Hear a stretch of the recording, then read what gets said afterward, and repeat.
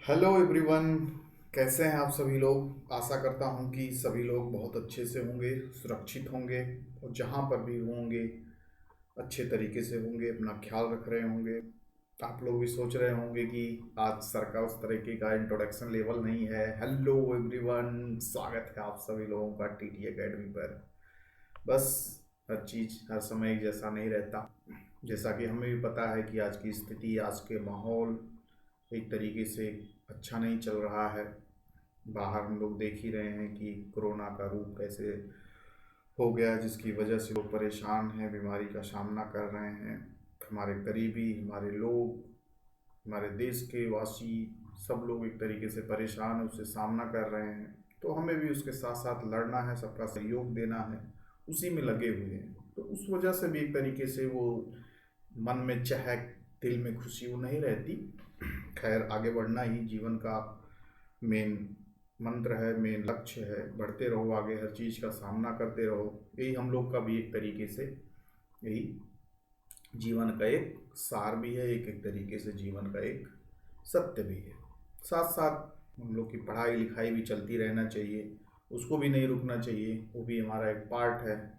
दुख हमेशा रहेगा नहीं, वो भी आएगा। तो दुख सुख तो एक पार्ट ऑफ लाइफ है। आज जिस स्थिति से हम लोग, हमारा देश गुजर रहा है, कल एकदम सही हो जाएगा। तो पढ़ाई लिखाई भी चलती रहना चाहिए, उसको भी नहीं रुकना चाहिए। क्योंकि अगर ये रुक गया तो फिर एक तरीके से हमें नए सिलसिलेवार तरीके से शुरुआत करनी पड़ेगी। तो ये सब चीज़ ध्यान में रखते हुए जो हमारी परीक्षाएं थी, हमें पता है कि वो सारी पोस्टपोन हो चुकी हैं ड्यू टू पेंडेमिक। तो ये भी ध्यान में रखना है कि पोस्टपोन हो चुकी हैं तो फिर आगे तो आना ही है।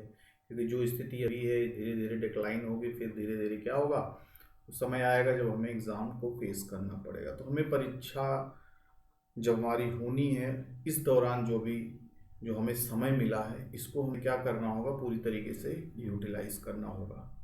पूरी तरीके से ध्यान में रखना होगा कि कैसे कैसे हम सारी चीज़ों को, जो साल में पढ़े हैं, जो हमारी परीक्षा पोस्टपोन हुई है ड्यू टू दिस रीजन, तो वो गैप क्रिएट ना हो पाए उसमें, कि हम अपने तैयारी, जो हमारी प्रिपरेशन हुई है, उसके बीच का जो गैप क्रिएट हो रहा है, तो वो ऐसा ना हो कि फिर से हमें सारी चीज़ें शुरू करना पड़े। मतलब रिदम हमें नहीं खोना, ये ध्यान में रखना है, ठीक है ना। जिससे बीच में ये आपके 2-3 महीने आपके भी सारे, देखिए आपके यूपीएससी पोस्टपोन हो गया, यूपीपीएससी हो गया, एसएससी हो गया, सब आपके पोस्टपोन है। सब आपके लगभग 2-3 महीने आगे चले गए हैं।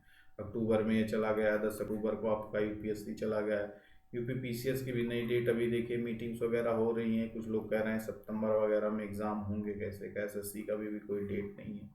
तो इस हिसाब से हमें, जो हमारे पास लगभग 2-3 महीने के समय बच रहे हैं, अप्रॉक्स आपका मई का जो बचा हुआ है, जून जुलाई अगस्त सितंबर, तो लगभग ये आपके पास जान लीजिए 3.5-4 महीने के समय आपको मिल रहे हैं। तो इसमें इसको पूरा यूटिलाइज भी करना है। आप देखो, पूरा समय घर पे ही रह रहे हैं, तो फिर उसको ज़्यादा से ज़्यादा रिवीजन, इन सब चीज़ों को हमें ध्यान में रखना है, ठीक है ना। ध्यान में रखते हुए सारी चीज़ों को अच्छे तरीके से पढ़ना है, रिवीजन को अपने नहीं तोड़ना है, प्रैक्टिस ज़्यादा से ज़्यादा करना है। इन सब चीज़ों को ध्यान में रखते हुए हमें आगे बढ़ते रहना है, ठीक है ना।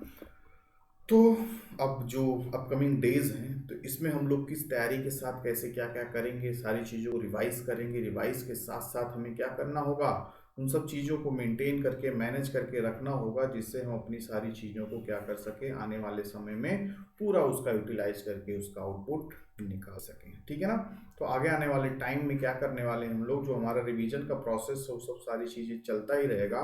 उसके साथ साथ उसके साथ साथ जैसा कि आप भी यहाँ पे भी देख रहे होंगे, जो नोटिफिकेशन आ गई यूपीएससी की पोस्टपोन की, ये आ गई आपकी यूपीपीसीएस की पोस्टपोन की, तो ये सब आपके आ चुके हैं पे साइट्स पे, सारी चीज़ें देख ही चुके हैं कि एग्ज़ाम टल चुका है।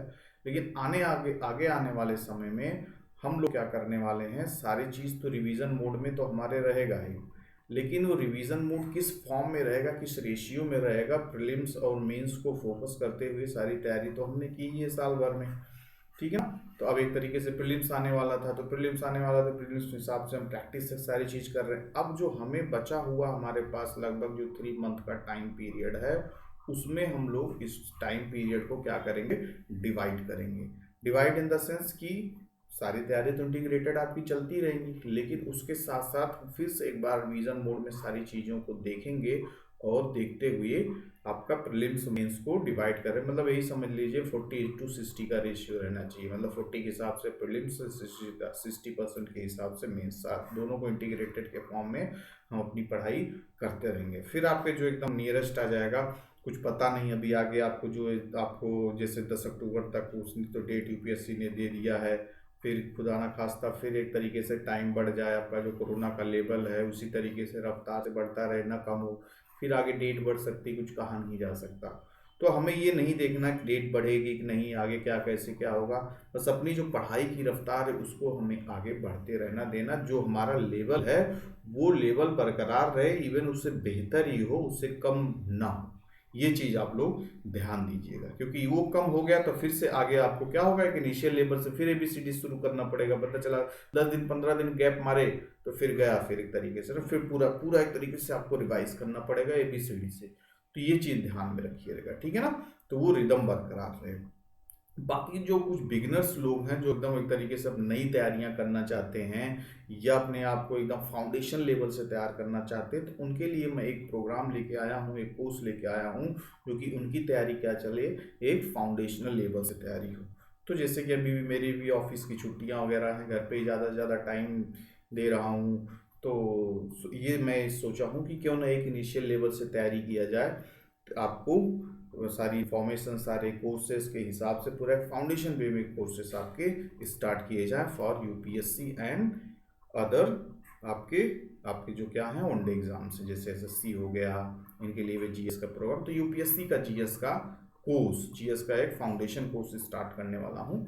तो उसमें आप क्या कर सकते हैं, उसको ज्वाइन कर सकते हैं। यूट्यूब की जो क्लासेस रहेंगी, यूट्यूब पे जो आपके वीडियोस आते रहेंगे, वो एक तरीके से जनरल अवेयरनेस के फॉर्म में वीडियोस रहेंगी आपकी। उसमें आपके हिस्ट्री, ज्योग्राफी, पॉलिटी, सारी चीज़ें चलती रहेंगी, जो आपके करंट के हिसाब से सारी चीज़ें रहेंगी, ये सब आती रहेंगी। तो अगर देखा जाए फुल फ्लेज अगर कोर्स वहाँ पे प्रोवाइड किया जाए तो उतना संभव नहीं है, ठीक है। कॉम्प्लेक्सिटी भी क्रिएट हो जाती है क्योंकि कई सारी चीज़ें आती हैं। इसलिए कोशिश यही है मेरी कि आपको सेपरेट फॉर यूपीएससी, जो यूपीएससी के लिए आपका फाउंडेशन शुरू से करना चाहते हैं, और for state PCS and others आपके वनडे एग्जाम्स हैं, तो उनके लिए एक सेपरेट बैच स्टार्ट किया जाए और उसमें एक क्रोनोलॉजिकल ऑर्डर में एक सेपरेट आपका सारी चीज़ें to the point, to the subject आपको उसमें प्रोवाइड कराया जाए। तो वो चीज़ स्टार्ट करना चाहते हैं ताकि आपका एक लेवल बन सके, जिसमें आपकी क्या कराई जाएगी पूरी तरीके से, एनसीईआरटी हो गया, उसके बाद आपका एडवांस लेवल की पढ़ाई हो गई, पीडीएफ हो गया, ये सब सारी चीज, टेस्ट सीरीज, सारी चीज़ें उसमें आपको मिलेंगी। तो ये आपके लिए बहुत बेनिफिट रहेगा। तो ये तो बिगिनर्स के लिए हो गया। और जो लोग खुद पढ़ रहे हैं वो लोग भी साथ साथ अगर चाहें तो अगले 3-4 महीने जो उनके पास समय है, as a crash course, as a crash study के फॉर्म में भी ज्वाइन कर सकते हैं, ठीक है ना। तो ये इसका एक तरीके से आपका फाउंडेशन कोर्स का ये रहा, जिससे हम लोग क्या ध्यान में रखते हुए करेंगे, 21 का जो प्रीलिम्स है या 21 का जो मेंस है उसके हिसाब से, तो अगर आप ज्वाइन करना चाहते हैं तो उस बैच में भी ज्वाइन कर सकते हैं। उसके साथ साथ ये 20, 22 और 23 का जो आपका आने वाला है यूपीएससी 2022 का, तो उसका तो पूरा एक फाउंडेशन स्टडी होगी आपकी, फाउंडेशन फॉर्म में फाउंडेशन बैच है, उसमें शुरू से सारी चीज़ें होंगी और आप उसको आराम से ज्वाइन कर सकते हैं, ठीक है ना। और ये आपका हो जाए, ये यूपीएससी के लिए है। और आपका दूसरा जो बैच होगा अलग से, वो आपके वनडे एग्जाम्स में, जिससे एसएससी के general awareness, banks, railway, CDS, सीटी, सीटेट वगैरह, डीएसएसबी वगैरह, ये सब एग्जाम के जो जनरल अवेयरनेस के आपके 50 एसएससी हो गया, 50 क्वेश्चन हो गया, सीएचएसएल, मतलब अलग एग्जाम में अलग अलग आपके क्वेश्चंस आते हैं, अलग अलग उसमें नंबर आप क्वेश्चंस होते हैं, तो उस हिसाब से आपका वनडे का हो जाएगा, ठीक है ना। बाकी आपका इधर यूपीएससी का रहेगा, ठीक है ना। तो दोनों चीज़ को इंटीग्रेटेड करके जो जिस तरीके से जिसको ज्वाइन करना है वो सेपरेट अपना ज्वाइन कर सकते हैं। और बाकी आपका यूट्यूब पे तो सारी चीज़ें आपको मिलती रहेंगी, सारे जनरल अवेयरनेस के टॉपिक क्या चल रहा है, करंट अफेयर में क्या चल रहा है, बाकी आपके जीएस के जो इंपॉर्टेंट टॉपिक्स हैं उसमें भी क्लासेस में लेता रहूँगा, वीडियोस डालता रहूँगा, तो आपके लिए अलग रहेगा ही। लेकिन वही है ना कि एक सिलसिलेवार तरीके से सारी चीज़ों को अच्छी तरीके से करने के लिए हमें क्या करना होगा, एक क्रोनोलॉजिकल ऑर्डर में, एक सेपरेट तरीके से, ताकि हम अच्छी चीज़ें समझ सकें, इधर उधर आपका घोच ना हो सके। तो ये एक मेरा एक ऐसा प्लान है जो अपकमिंग डेज में मैं स्टार्ट करने वाला हूँ। आपके लिए भी बेहतर होगा, मेरे लिए भी बेहतर होगा कि आपको अच्छे तरीके से सारी चीज़ें उपलब्ध कराई जा सके। तो ओवरऑल सारी चीज़ों का यही आपका निचोड़ है कि जो हमारे पास टाइम है उसका हम क्या करें, पूरी तरीके से ऑप्टिमम यूटिलाइजेशन करें, पूरी तरीके से फुल यूटिलाइज करो, ताकि हमें लगे कि हाँ हमने किया कुछ, जो हमें खाली समय मिला, जो हमें इस समय बीच मिला, सारी चीज़ को एक्स्ट्रा टाइम मिला, तो एक्स्ट्रा टाइम में हमें एक लेवल बनाना है ना अपना, कि एक लेवल भी बन जाए कि हमें इतना समय मिला तो हम उससे थोड़ा बेहतर पहले से एक लेवल बना 3-4 महीने में अपने आप को और निखार सके। तो इन सब चीज़ों को ध्यान में रखते हुए भी क्लासेस आप स्टार्ट हो रही हैं, तो आप ज्वाइन कर सकते हैं। बाकी अपनी पढ़ाई को अच्छे तरीके से करते रहिए, आपके वीडियोस अब बैक टू बैक आते रहेंगे यूट्यूब पर भी, तो सारी इन्फॉर्मेशन आप मिलेगी, अपडेट रहेंगे। अपनी रिदम पढ़ाई को बिल्कुल भी जरा सा भी गैप करने की, तोड़ने की कोशिश बिल्कुल ना करें। अपना ख्याल रखें, अपना ध्यान रखें, अपनी फैमिली का ध्यान रखें, बहुत ही ज़रूरी हो तभी बाहर जाएं। और ये भी ध्यान में रखें कि अपनी सुरक्षा अपने हाथ में ही है, बाकी कोई देखने वाला, कोई समझने वाला नहीं है बाहर। आपको पता है हॉस्पिटल की हालत पता है, आपकी हेल्थ सेक्टर की, हेल्थ सिस्टम पूरी तरीके से फेल है, आप देख ही रहे हैं, कहीं पर कुछ भी नहीं है। तो जितना अपने आप को खुद बचाव कर सके बचाव कीजिए, अपनी सुरक्षा अपने हाथ में है, ठीक है ना। और पॉजिटिव रहिए, खुश रहिए, सबसे बड़ी चीज़। सारे मर्ज की दवा पॉजिटिव रहना ही है, क्योंकि इसमें तो लोग डरा रहे हैं, व्हाट्सएप यूनिवर्सिटी चल रही, ये है वो है। डरिए बिल्कुल नहीं, पैनिक बिल्कुल मत होइए, खुद को पॉजिटिव रहिए, फैमिली को पॉजिटिव रखिए और अपना ख्याल रखिए, ठीक है। ध्यान में रखिए, खुश रहिए। मिलते हैं फिर अगले क्लास में, तब तक के लिए bye bye, take care to all of you.